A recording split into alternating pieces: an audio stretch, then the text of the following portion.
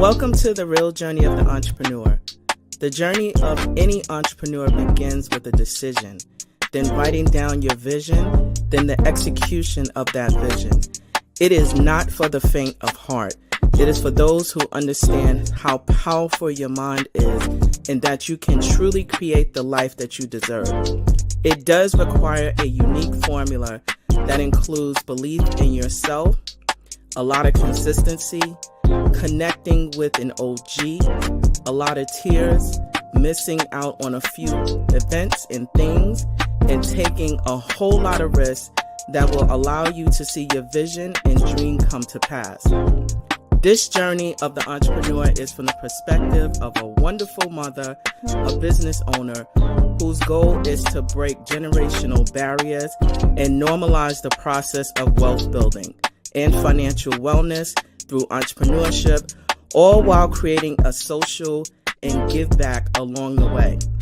I am sharing this journey with you and invite you to share this process with me. Let's do this together. It's my own, but you have to feel comfortable to own it. Yeah, absolutely. Right? I will always support you. Thank you.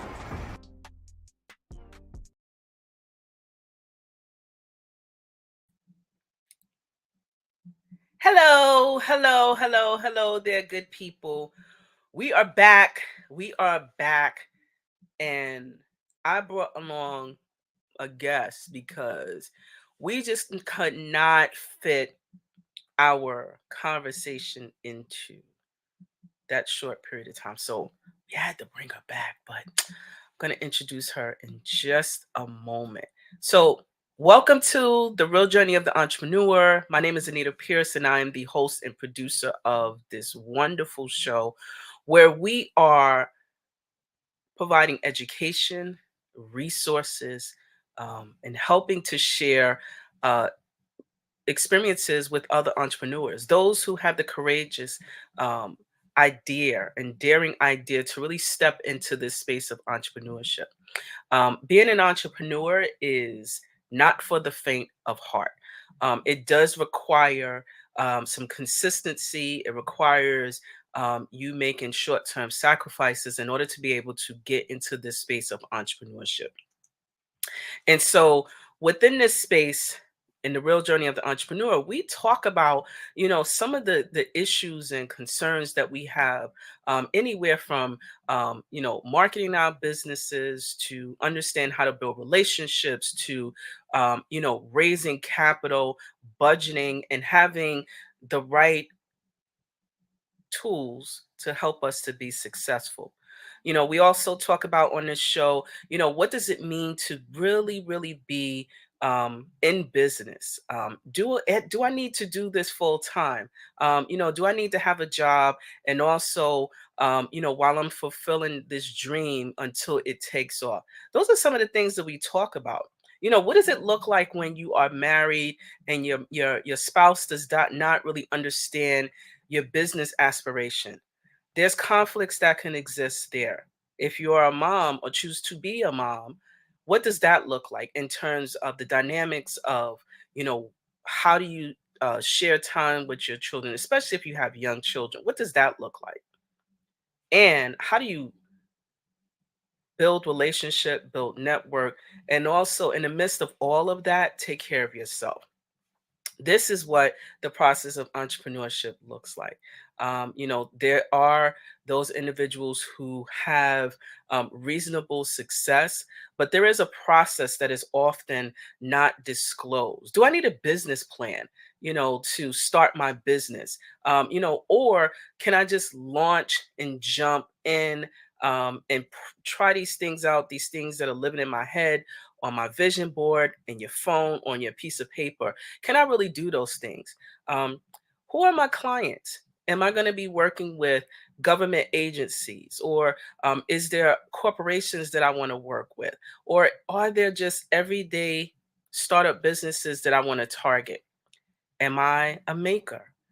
Those are questions that come up often within this space of entrepreneurship. And I have to tell you that, having these offline conversations, with friends who are in that space and process is super helpful.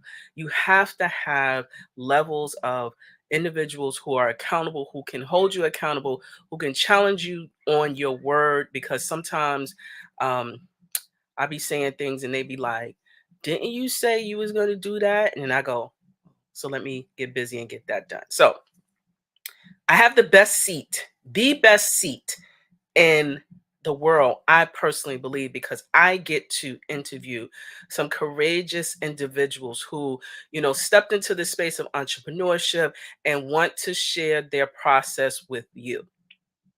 So, hey, Stephanie. Hey, Stephanie, we back. Hey, hey sis. We are We're back. back. We are back. And this time around, we gonna just let the folks in on, hmm, Some of those our conversations that we be having. yeah, yeah. So so introduce yourself for those who may have missed the last episode, which you should not have. Be sure to like, share, and subscribe. The Real Journey of the Entrepreneur on 11375 on YouTube, Facebook, Twitter, LinkedIn, and some other platforms that we're gonna get on. So do tell, Steph. Do tell. All right. Well, hey y'all. I am an entrepreneur. I've been an entrepreneur as long as I could remember, as long as I could do stuff and well enough to get paid for it. And here I am today, still walking in that. And even though I've been an entrepreneur in many different types of spaces, there's still a lot of learning, a lot of growth, a lot that I'm trying to figure out. So, um, don't ever feel like that's going to end because it's not. And I love to share my knowledge and help other entrepreneurs and even young professionals, because not everybody's called to be the number one person. Some people are called to be number two and really help that person knock it out the park. So both entrepreneurs and young professionals make moves so that they can be successful.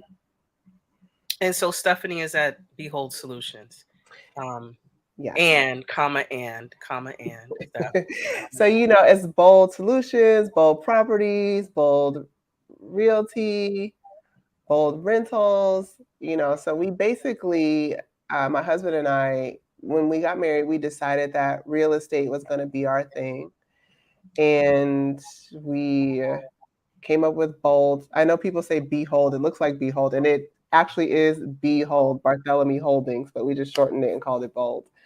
Um, Bold Realty, all that. So we just shortened it, called it Bold. We started with Realty, and then we just kind of like, as our things were going, it kind of fit in with everything else we were doing. It's just for us, it's a good name. So everything that we do is going to be bold. Um, but yeah, that's the name of our company. Bold Solutions is the arm that actually does corporate and individual coaching. Um, and it's where you can get services like culture transformation if you're a corporation or an institution. We also invest in children or youth, should I say. Our give back model is for every DISC personality assessment session that is purchased, we give a free one to a child that is marginalized. So that our kids could have the tools for emotional intelligence, social intelligence, and knowing themselves as well. So I want to highlight something that we are going to talk about a little bit later, but I want to elevate that. If you notice that there are two entities that are that they have, in addition to, if you watch the previous episode, that Stephanie also has a full time gig. So this is not um, abnormal. This is a part of the process. And so when we talk about as entrepreneurs, that you cannot rely on one source of stream of revenue coming into your business. Right. have to be able to diversify where your money is coming from, or as we like to say, uh, the bread. You gotta know where the bread is coming in from. Exactly.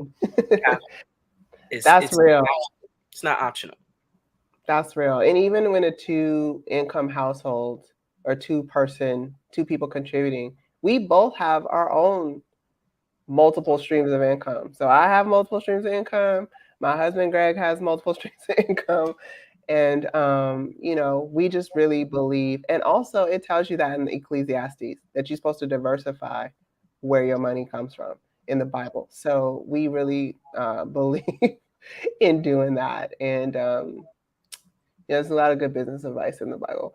But we really believe in doing that. So it's important that, especially when you're getting started, all the pressure of all your life doesn't rely on the pressure of your success if you can help it. Because I know some people, great businesses are born out of that pressure too.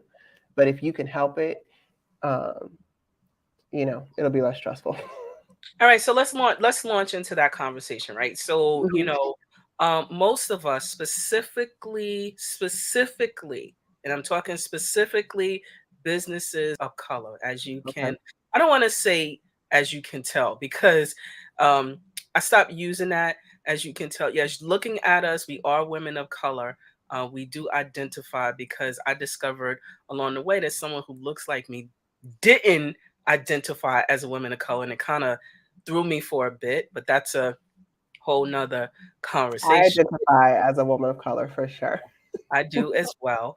And one of the things that I think about when I started my business, now in its seventh year, I'm Mm, actually going to be, and we are going to be celebrating together my seventh year of being in yeah. business, like officially and for real. So stay tuned, more to come on that, because you're going to see Stephanie's face along that process in the celebration. So please stay tuned. But when I got started, I jumped into entrepreneurship because I thought that my only pathway at the time, after maternity leave, going back Mhm. to work, being downsized day one, that my only pathway of getting money was to go back into the workforce, not Mm, thinking that entrepreneurship was a viable career option for myself. I had mhm, no real blueprint. I started out my process in doing what I was connected to, which is community work, right? mhm, mhm, So, I was asked to do a MWBE symposium, which is a minority women business enterprise designation with the city and also states across the United States. This mm, designation does exist. And so when I did this symposium, I had no clue. My business wasn't registered officially. I was in business, but not really, right? I right. did have clients, but I was it was like something for me to do while I'm trying to figure out this motherhood thing and this new life thing. Mhm, And so I did it. But while I was there and I actually organized the event, while I learned so much about this certification and working in government contracting. And so I immediately got my stuff together. Like immediately. And yeah. so when you start, and this is where I want to um hear your ideas and thoughts Okay. about this, about starting off. Do you feel like you need to have everything in order to start as a small business? Like you have to have business plan, you have to have these big bold ideas, you have to have it's the have to have in order Right. to be able to get started. What are your thoughts about that? Right. First of all, that is a huge hindrance because if you're getting started, you don't even know. Mm, And you would never even know. But no, you don't. I'm with you. When I started as a business manager, which is like my first official business, I didn't have I didn't have any business plan. I just had skills. I had skills and talents that could solve someone's problem or meet someone's need, and well enough that they would pay me for it. And so I was doing that for a long time for one person. And then, of course, his friends were entrepreneurs too. So one of his friends started a business and he recommended me to his friend. So I started helping his friend. And even though the work I was doing was just really menial for me, to them it was everything because it was what they needed and it didn't come naturally to them. So after that, through that, through them, I got like two more clients. And then through a place I was working for, I got another client. And so I had about 5 clients at once where I was like their full-time business manager, probably like a business manager in a pocket. And so once I started making money and I was like spending money to make money, I realized that I needed to have like I need to be able to write this off in taxes, right? Because I didn't Mm. want to pay all of this. So, and granted, I was working for entrepreneurs, so I knew the process because I was getting their businesses up and running, but I wasn't I wasn't established like that. I was just like this girl, this 1099 person that they had. And so I then after I realized that I was gonna have to file taxes, I ended up going ahead and taking actually the first entrepreneur I was working for, he suggested, he was like, you need to get your LLC or something, like do something, like you're good. Um, so what I say, I didn't have a business plan. Now, as I was getting customers, I was formulating my offering, right? My offer. So depending on what people had, there was a through line. I'm a service provider, so it's probably different for products, but there was a through line.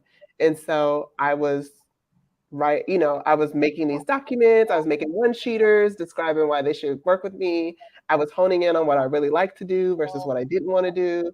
And that just became fine-tuned through working. So that I didn't have that before I started. It developed as I went along. I would say the thing that you need to get started is the ability to do something that people need or to have a product that people need, and you need people that are paying for it, customers. Those are the two things you need to get started with a business. Business plan. I never wrote a business plan for my business management. I haven't even written a business plan for BHOLD. I have models, but no real business plan. But that doesn't stop me from going out and getting clients and knowing what I'm offering and knowing what people need. So I don't think that you need a business plan. I don't think you need an LLC to get started. You don't need the EIN. You don't need to call LegalZoom and pay them $5.97 to get you started. Like, you don't need all that upfront. I would say until you know for sure that you're going to be pursuing this business idea that you have and it's actually gaining traction, then you can go ahead and retroactively get those things in order. And you can file taxes for businesses as an individual with your social security number. You just have to fill out a Schedule C. So, you don't really need all the pomp and circumstance. You just need to be able to make money first, first and foremost. So you gotta have proof. So I am part of my businesses that I do coaching, right? Hmm. Hmm. I do two types of coaching now. One that I'm in the government contracting space, so I've gotten some experience in real contracts that I can actually talk about. Hmm. And so it's the MWBE certification process that I help support businesses who want to do business with the government. That's one area. And then I also help with startups who are just trying to figure out whether they want to enter in this space. And the Hmm. first thing that everyone comes to me with is, you got to help me with this business plan. You got to help me with this business plan. You got to help me with this business plan. You got to help me with this business plan. And my first question is always, are you going for funding? Are Exactly. you looking That's what I was for thinking. Do you have funding? investors? You looking for funding right now? Are you looking to, to pitch to anyone? Because like Stephanie, I did not create my business plan until 3 years ago. Hmm. 3. Been in business for 7, but I did it 3 years ago. Why? Because at the time I was looking for an influx of capital to help me to grow my business. And Right. for me, that didn't initially happen because number one, I did not have business credit. Let's talk about Mm. that. I did not have any business. I had business accounts. I did not have any uh business. I didn't exist really and in their eyes, right? So Mhm. it took almost 2 years. Pandemic, I don't want to say the pandemic, and as we're trying to figure out recovery, but that's how my business grew. My business Mhm. grew so fast during the Mhm. pandemic. I know, and But I'm what were not. you focused on? What were you focused on in that? So during that process, two things: coaching and Mhm. also government contracting. Well, you were And focused on making money and getting customers, right? That other stuff, mhm, it's gonna come. Like the need is gonna show up and you're gonna have to do it. You're not right. gonna be penalized by anybody for not having that upfront. And so I think that now, while you don't start with those things, you should be building toward things like business credit, having your like having your books in order, showing how you operate, how you handle your money, showing, evidence because people want to see proven results. So however you get that in your business, get that evidence, like those are the things that you build so that when you do go for the giant clients or go for when you go for funding or things like that, that stuff is already established. Then you're not scrambling around. So when you start your business, also start with the mindset that I'm also going to have to be building these things because in 2 years, which is a good timeline, I need to be able to have this credit. I need to exist as a business, establish myself in the community, have a target market, all those things that people are going to ask you uh, for your needs that will come as you grow. And those are the fundamental things that as I began to grow like really rapidly in the Hmm. government contracting space, Hmm. is some things that I had to learn. And so the basic things, I did eventually register my business, but I did it a while ago when I learned about the MWBE certification. Hmm. But I started out as a sole proprietor, and I wanted to have 11375 as my trade name, my Hmm. fictitious name, and Hmm. starting. So I just, did it and went with it. And Yeah. so to your point about, you don't need all of the check marks in the beginning, right? You have to get started. And a lot of what entrepreneurship, what I'm learning, is about taking, for me, it's calculated risk. Let's because I'm not always jumping out into everything. So I'm being very strategic about some of the things that I want to be aligned with, whether it's community programming, events, or partners, business, corporations, relationships, etc. It's very strategic for me. Yeah, yeah, and that's really exactly the mindset you need to have going in when you're starting small. You don't need to limit yourself. You stop yourself from getting started when you put so many stipulations on getting started. So I think we need to do that. And then it's like at the end of the day, the whole business starter kit that I always call it a starter kit that everybody tries to sell you, you don't need it. You really just need to make money. Prove to yourself that you can make money doing this. And it's worth pursuing as a business. Every idea is not worth pursuing. Every idea is not worth pursuing in a certain context. So if you're trying to, I think we had this a conversation. If you're trying to sell hamburgers, but you're in India, you're not going to sell them. I mean, selling hamburgers is a great idea. I love hamburgers. A lot of people all over the world will buy hamburgers, but if you're trying to sell them in India, where cows are sacred, probably not a good idea. So you need to like allow yourself to prove your concept to yourself before you even think about investing money in developing, the business aspect of it behind all the work that goes behind it. So you mentioned investment, right? Mhm. So how do I say this, right? There is a time that you will need to invest financial. resources into your business, right? So Yeah, I'm going right. to give a really, really tough example, right? Mhm. If you're in a space where you know that you're offering photography services or services that are that require digital marketing, content creation, um, pay Canva the 100, just pay for the year. Pay for the year. If you use WeTransfer as an example, just pay for the year. And here's why.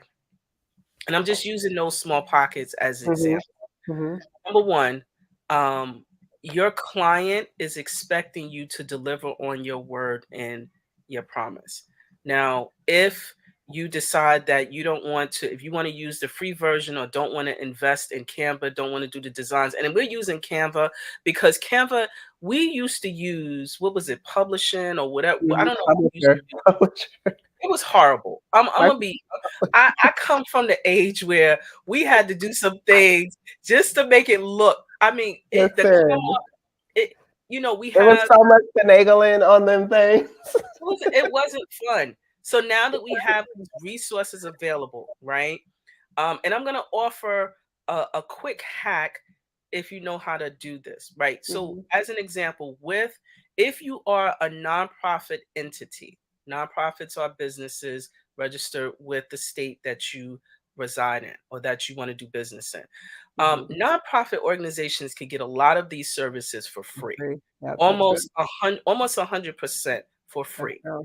If you have a nonprofit partner with Canva as an example, they have like 10 seats. Work with them, barter, say, can I have one of the seats? They're not using all the seats. Mhm. I can assure you, because I've set Mhm. up some, they're not using the whole seats. But Right. pay for and invest in these services so that when someone comes along and you're not, telling them that you can't do this because there are Right. limitations, because you're only using a free service. So this Invest in and yourself. there are ripple effects to not investing in your business, right? So you can't you can't deliver what you promised. You can't deliver something they can't make themselves if you're doing a free version of Canva, if you are limited in your capacity of what size file you can transfer, or if like, the way that you take notes and editing, like from, and we're using photography as an example, there are great software tools out there where you can give feedback right in the video, right at the point, like pay for that, and you can give a greater level of service. Now, when I say the ripple effect is when you aren't able to give a greater level of service, you don't feel confident charging what that service is worth. So now you got to charge less and you have less money coming in. But if you can deliver, beyond deliver what you have promised, more than what you promised, you can charge more, and because you charge more, you can afford to give that person a greater experience, that client a better experience, a better service. It's a ripple effect. So whether you invest or not, it's going to impact your customer's experience, and it's going to impact your happiness to do it, right? So, and yes, we invest in software tools. We also invest in people, or we invest in outsourcing help, right? Maybe not people, but services. And you just need to go ahead and give that to your business. And look, at the beginning, business, you're supposed to spend money to make that money. And a business is not going to grow if someone's not investing in it. That's why people raise money, because they need investors so they can give the right service and deliver for their clients. So, yeah, you're right. These free versions, girl, I can't. I can't. Neither can The I. Gmail. And Talk about the Gmail account. and the other thing, um, yes. So what we do also encourage, right, Mhm, is that if you are really serious about growing your business, I invested in 11375.com. Utilize usually when you're doing domain names, again, it is a fee. Sometimes these mhm, web providers offer discounts when you are purchasing domain names. Um, take advantage of doing it. And this is how I look at it, right? Again, when I think of $100 for the year, sometimes $200, and divide that up by 12 mhm, for the year, mhm, um, versus me initially keeping and starting my Gmail account, which is free. Who would you want to do business with? 11375.com or 11375 at gmail.com. Most people may be like, well, it's just an email, but it's about where I vision my business going. I want to be a .com, .org, yeah, .net, instead of just at Gmail. And it's not to say that you can't start out that way, because again, what we're not saying is that everybody has a starting point. But at some point, if you're in business like 7 years for me, and I'm still using at Gmail, then for me, that's a growth problem. mhm.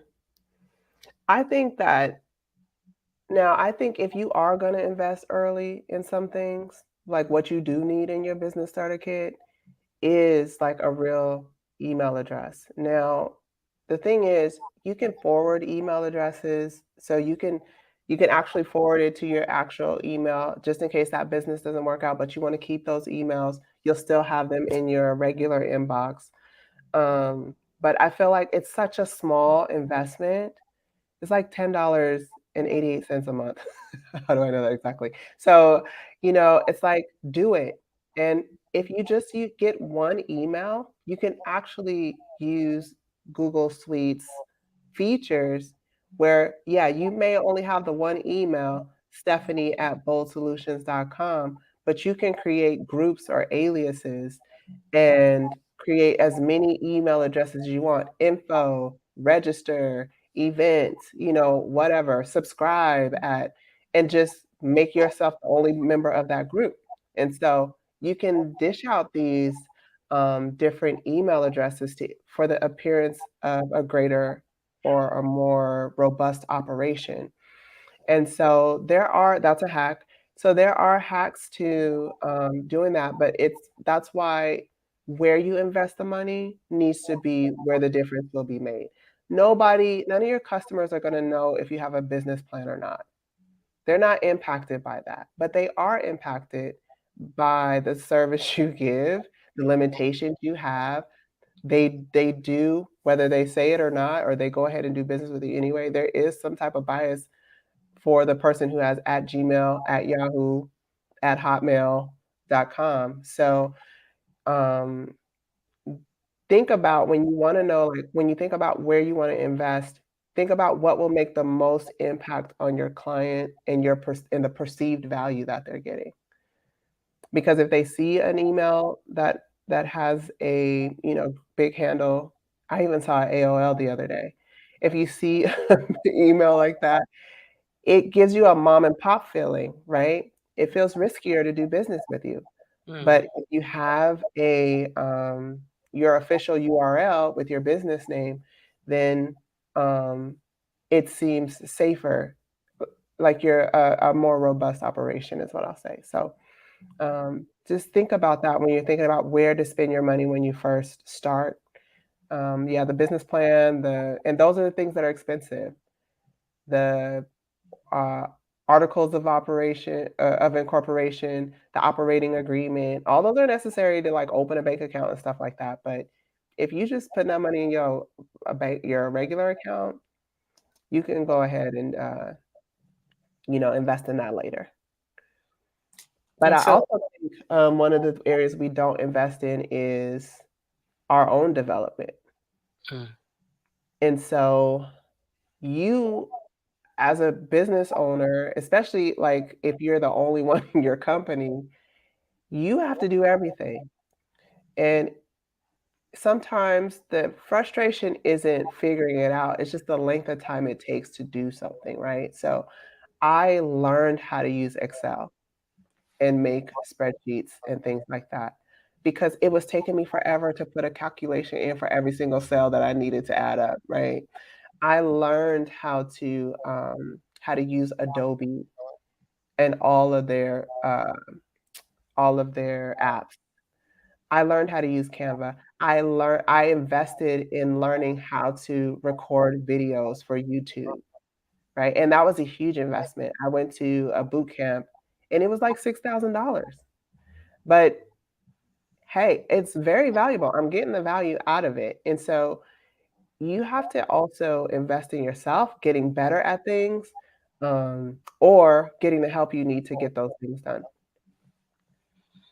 And so the other thing I wanted to lend on are areas of opportunity, right? Mm, mhm, Communication, right? Understanding that when you have clients, to communicate really effectively with them, not on due date, right, of your project. That is really important. mhm, So if you run into roadblocks, you have a project plan, build into um, what I say days of challenges or days of failure, so that you can recover quickly and still meet the deadline mhm, that mhm. is for your client. Because Yeah, what tends to happen is clients have hard deadlines.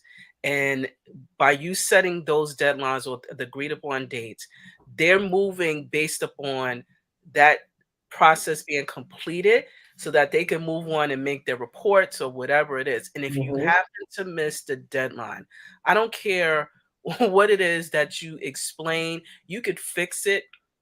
It does pose a risk of them rehiring you again because you do not meet the deadline. So communication, whether yeah, it via phone, just keep them updated, even if it seems very annoying during the process to you, but to them, it's keeping them informed and aware if there are any challenges that you may experience. If you need an extension, you can disclose those things, but do not do it on the deadline, yeah, period. yeah. And let's talk about hacking that because you're honestly, if you're like my personality, you know, I forget. I got so much going on, I don't remember until it's due actually. So um, I have to build in practices that will help me remember and make me hold my feet to the fire and help me put a demand on myself, right? So I have to, for instance, let's say in my 9 to 5 job, I have weekly reports that I have to do or weekly progress on things. So I know that. So I schedule a weekly meeting where I have to present. I schedule that because I know I'm going to have it done in time for that weekly meeting. And even though the entire project may not be due for 6 months, I have been making weekly progress because I've set it up to where I have to report on my progress to whoever. It could just be my associate, my assistant. It doesn't matter who it is, but I need that accountability. Also, um, we have to think about time management and how we actually manage our time. Now, I have a philosophy that I got from an author named Rory Vaden that I don't manage time, I manage myself. And so I have to manage myself. My tool for managing myself is my calendar. Everything goes on my calendar. Anita knows that. She say, "I'm coming over." I'm like, "Okay, what time? Because I'm gonna put this on my calendar." And she will get an invite for the day that she says she's coming over. So I have to make sure that I put those safeguards in place, and I use my calendar for everything, but I have to obey my calendar. That's how I manage myself. So if I have time where it's like you know, read this proposal, that's not free time for me to decide whether or not I want to read the proposal. It's actually time set for that. So just like I would show up to a meeting with someone else, I show up to a meeting with myself. So you got to put demands on yourself, respect yourself, come through for yourself. And that is another way that I think that we can hack and make sure that we are offering good service. Because good service isn't just the product, it's the experience along the way, right? It's the experience along the way. Keep them informed. That's what I hear you saying, Anita. Keep your clients informed. And that's another way you can check. You can make sure that you give them, tell them, I'm going to give you a biweekly update of the progress. Okay. That's something that you're going to do. You have to stay on time for that. So there's a different ways to manage yourself. The other thing I do, and I started implementing this practice within my business actually last year, Hmm. because there were some clients that didn't renew with me. And it was because of budgetary issues. I initially kept quiet after the contract was over. It was like, oh, they didn't like me. But that wasn't even the case.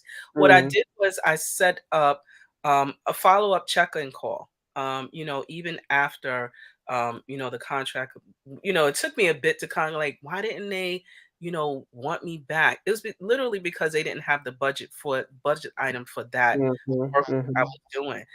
They didn't have an issue with my work. So building in, opportunities for feedback throughout the process as well is something that I learned. And so I didn't think that, oh, they didn't want me back because of, whatever. I just needed to build in time during and after. Hmm. So now what I do is anyone that I'm working with now, I have a reminder that we're doing like check-ins Yeah. additionally. And it's not specifically for the folk, it's just to get feedback. Hmm. Because and how else am I supposed to grow and learn as a business owner? I can't just, Exactly. you know, I think I'm pretty awesome, but I can't walk around thinking my stuff is the ish, You if are. get, realistic feedback. And that's really important to grow and develop throughout the process as a business owner. So, No, that's real. That's real. That's actually helped me. And so let me ask you, it made me think about something. Do you use checklists at all? for me, Mhm. for me, for my business, yes. And for me, for myself now, yes, absolutely. And why do I do that? Because again, I am of a woman of certain age and I forget. And so um the other thing that we're talking about in terms of like hacks, so yes, I do use checklists now. I did not do it before. Mhm. The other thing I do now also is um to utilize tools to help me move, like tools like Asana, tools like Calendly, those type of things to help me to manage my time. I was super excited. I think I discovered this like probably like a year and a half ago, that when you um, open up a Zoom account for yourself. That's another thing. The Google Suite workspace apps, when you book calendar, it does it, or it gives you the option Yeah. to do it. And Make it a Zoom meeting. Yeah. I was like, Yeah. oh, this is Yeah. great. Like, so there's a lot of things that Yeah. that can help you to be better, Mhm. and to be timely and to save Mhm. time in different areas. Mhm. So boom, there you have it. I do use a checklist. Yeah, and so you just put me on the thought of using integrations, Mhm. right? So all the apps, they are great, but most of them work together. And so you can integrate. So that's what Anita was explaining, that in your Google Calendar, you can put Zoom in there, it's Zoom integration, and you just click a button and it'll show up, make it a Zoom meeting. And you can just make it a Zoom meeting. You don't have to go in, schedule the Zoom meeting separately. And there's so many even Asana, there's a Gmail integration for Asana.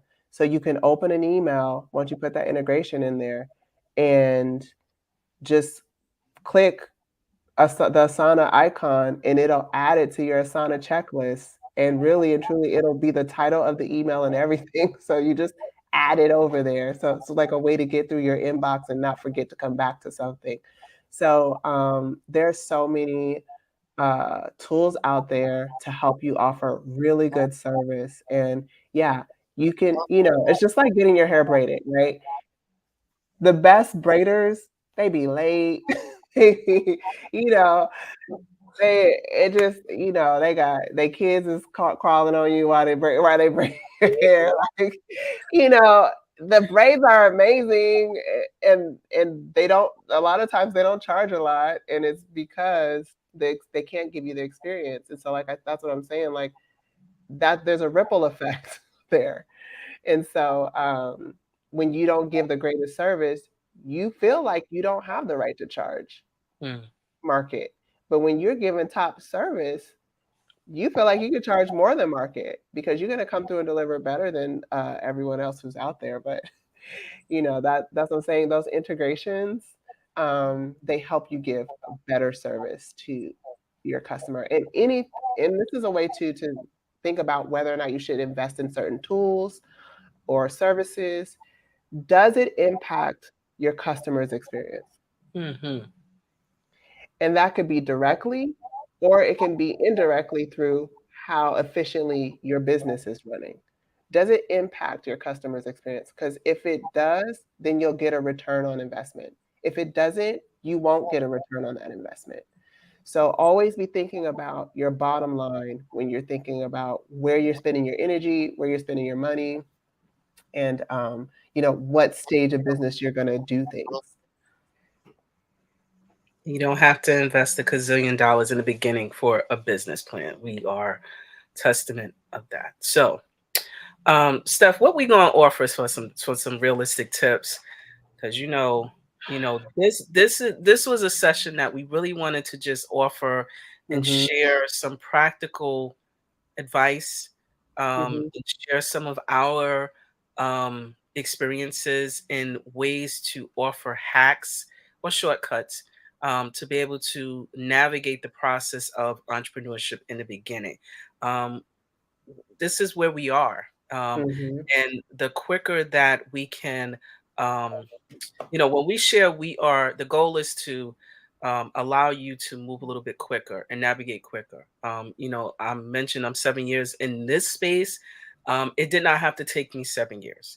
Had mm, I had, um, you know, yeah. took a different pathway, but my pathway was where I needed to be, and I had to understand and learn that for me to be able to provide the services and um, a great smile that I offer through that. Mm-hmm. So, what you got, Steph? So my hack, it's probably the same stuff you would say, but you can follow because I know I'm going to forget something. I would say my number one hack in being an entrepreneur, and this is just no matter what you're doing, is to surround yourself with people who are in the same situation as you when it comes to being a business owner. And they don't have to be in the same industry, but they need to be just as committed to success as you are or more. Um, you have a group of peers, and then you have some mentors.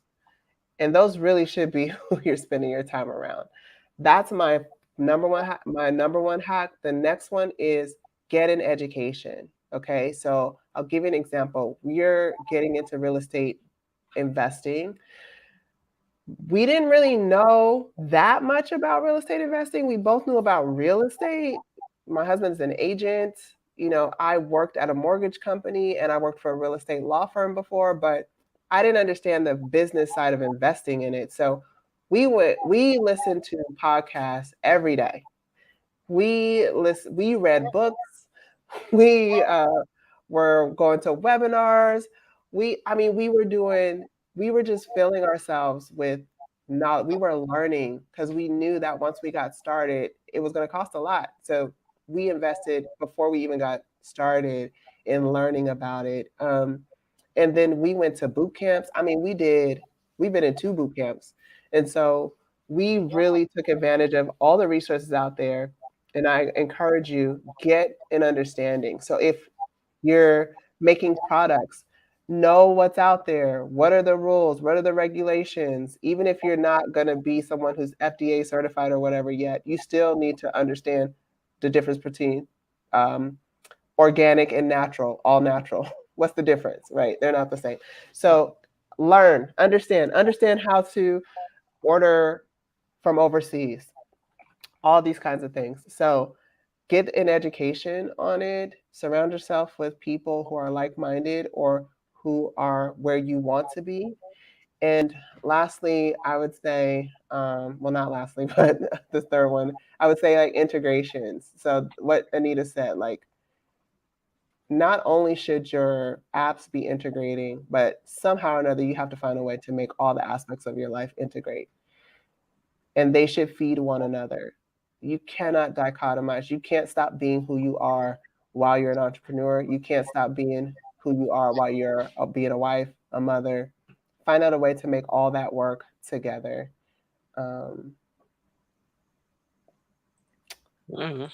That's it. Anita, what do you have? Take risk. Take risk. Understand your clients.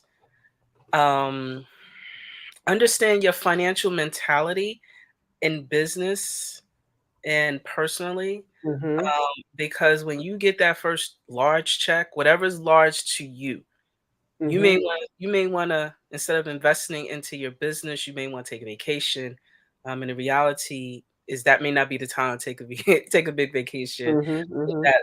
that check that may be considerably large for you. Mm-hmm. Um, Build relationships, both vertically and horizontally. Meaning, I take that from when I worked in corporate, that the janitor was just as valuable. The person who was coming around cleaning while you was there late was just as valuable as the CEO of the business. So Mm-hmm. just because, right? And this is my personal practice, me specifically. Mm-hmm. Um, when someone is starting out, I had to remember I had a starting point as well, right? And There you so go. I do not overlook small beginnings of anyone.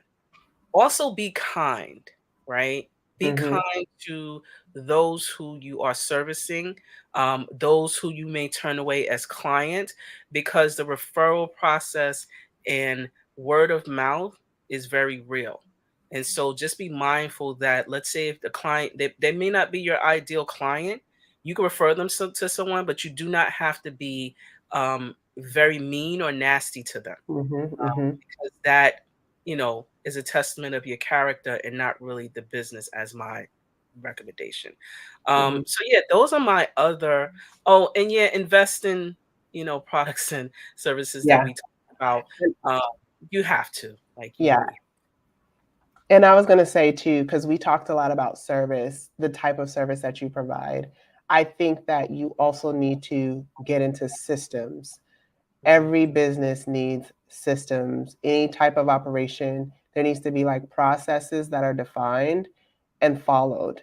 And so systems will help you get a hold of everything that's going on, be consistent in the service that you deliver, and be able to scale when it's time to move to grow, because you'll just be able to enlarge, adjust your systems a little bit to adapt to the new need. So, and you said something about relationships, but when we talked about building relationships in our last one-on-one conversation, we talked about building relationships with entities. So banking, corporations, uh, institutions like the Chamber of Commerce, like whatever. I know you're like the queen of that because you know everybody. You know everybody, every institution know who you are. I'm be name dropping, girl.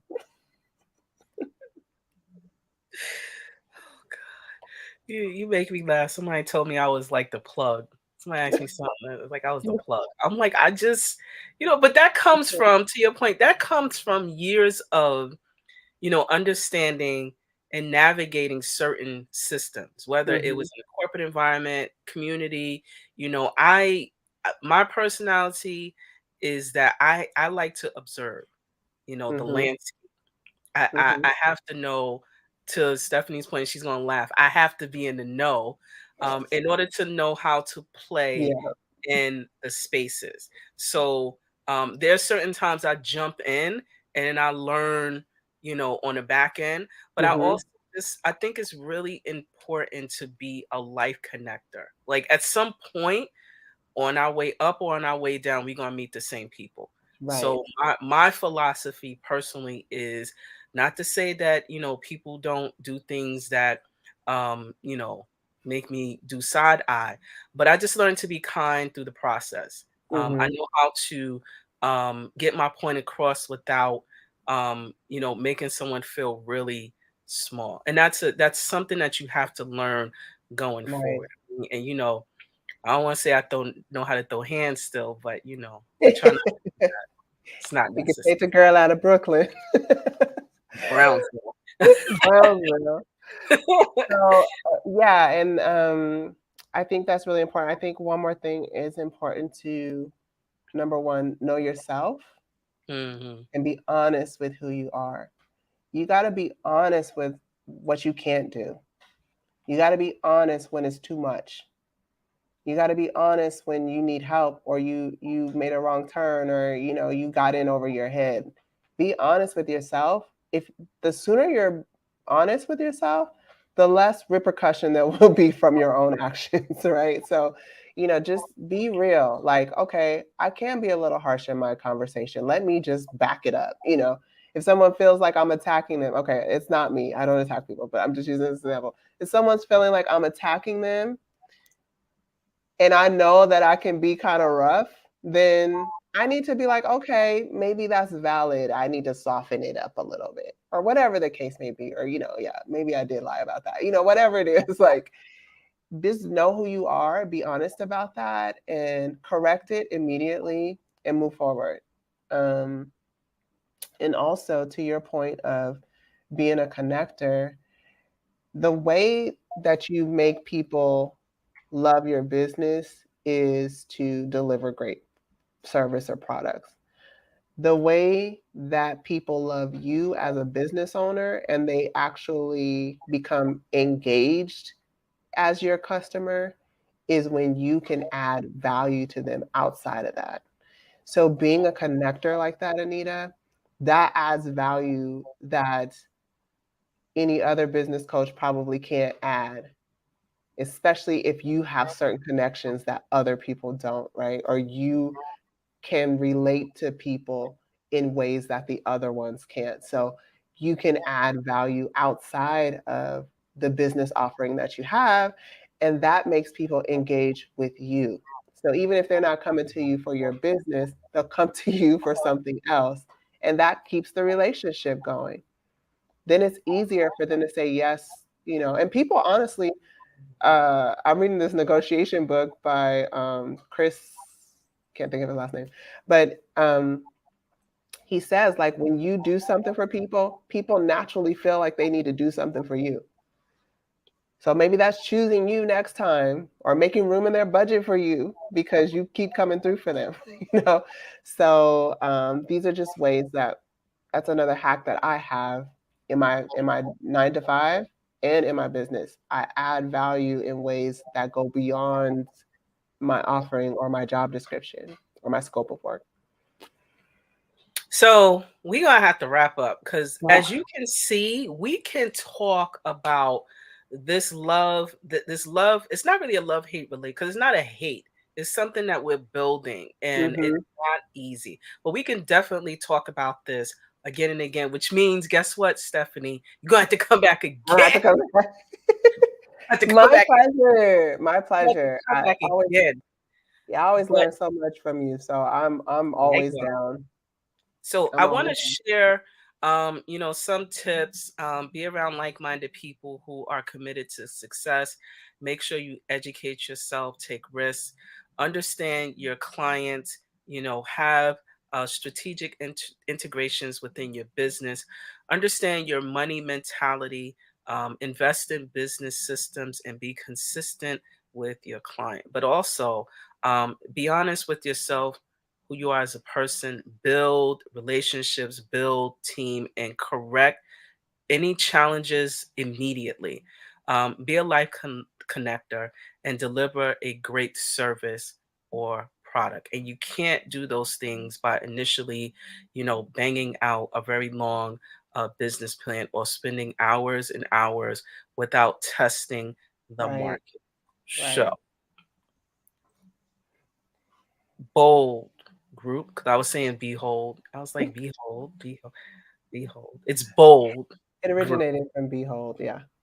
And definitely be sure to check out 11375. Again, please like, share, and support this process that, as I am experiencing and growing and learning, um, it's going to get much better as we improve and course correct. So I do like feedback. So please, provide any feedback on you can email, you can like, share, and put comments in there. And feedback is always, always, always appreciated, good or bad. So I learn from both ways. But Miss Stephanie, thank you so much Thanks for for, having me. you know, talking, sharing, vibing, laughing, and definitely, providing real viable options for entrepreneurs and tips that we can use to become successful in our practices. So, Yay. on that note, I'm going to send you virtual hug, kisses, I got it, got it, got it. and thank you so much. I look forward to seeing you again. And please be sure to follow, support, um, all the efforts, the real estate, and Hmm. also, all the services that are offered through BHOLD Solutions. So, on that note, Bye. so we are back for another wonderful episode of The Journey of the Entrepreneur. I am just in awe when we are able to unpack conversations that are very real. These are things that we are not just pulling out of a hat. We've experienced them, and we definitely are sharing these tips to make one another better. They say that iron sharpens iron. And so when you're around folks who are, really passionate about seeing you grow and they are honest with you, want to make sure that you keep those circles very close to you. So, wanted to just share again, these are some tips, to make sure that you're around people who are committed to success. Make sure you invest in your education, yourself, business systems. Don't shortchange yourself because this is how you're able to grow and scale your business. These days, it's not optional. Wanted to also share, just be honest with who you are as a person, build relationships, build a team. And if you make a mistake, correct it immediately. Don't live and sit in it, because we all make mistakes. Be a life connector, deliver a great products or service, and take risks within your business. So I also wanted to share again, there are a number of resources that are available for small businesses. You can take advantage of, if your starting point is that you do not have all of the financial resources in the beginning, which most of us do not, within New York City, and also within the state, they also have economic development corporations that do provide small business support. But for this specifically, the New York City Small Business Resources Network is actually managed through the chambers of commerce within New York City. They can help you with website, provide legal resources, et cetera, et cetera. You can check out New York City Small Business Resources Network.org. Also wanted to shout out the chambers of commerce. They're all over the place. Ability to network, to help to bring visibility to your business. There are fee-based, some of them, all of them do have additional resources that they do offer. So again, just take advantage of it. I also wanted to mention as well that most individuals are looking for mentors. They do have a number of opportunities through SCORE. I happen to be a part of the New York City chapter of SCORE. And so, if you are looking for an opportunity to receive resources, there is an entry point that you can get into. However, there is a wait, specifically if you want me to support your business growth. But you can find other mentors that are readily available and you can access through score.org. So, on that note, I want to again thank you for tuning in to another episode of The Journey of the Entrepreneur. Please like, share, and follow us. We are on YouTube at 11375. We do pop in on the other platforms on LinkedIn, Twitter, and other. And definitely would love to have you reach out to us if you require any of the support, being project management, or to learn about the certification process to become and also do government contracting. So on that note, I want to thank you so much for joining. I look forward to seeing you on the next episode.